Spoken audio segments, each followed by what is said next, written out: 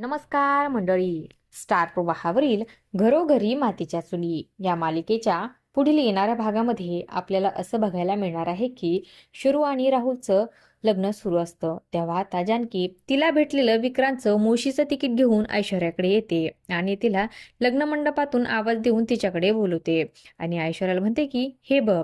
तेव्हा ते तिकीट बघून ऐश्वर्याला देखील खूपच मोठा धक्का बसतो.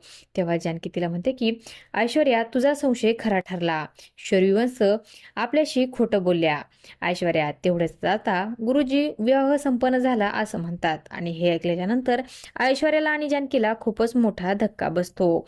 आणि त्यानंतर जानकी म्हणते की सूर्यवंश आणि राहुल आपली फसवणूक करत आहेत. पण का?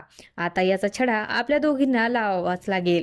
आता जानकी आणि ऐश्वर्या शरयू आणि राहुलचं खोटं सर्वांसमोर आणू शकतील का, हे पाहणं खूपच रंजक ठरणार आहे.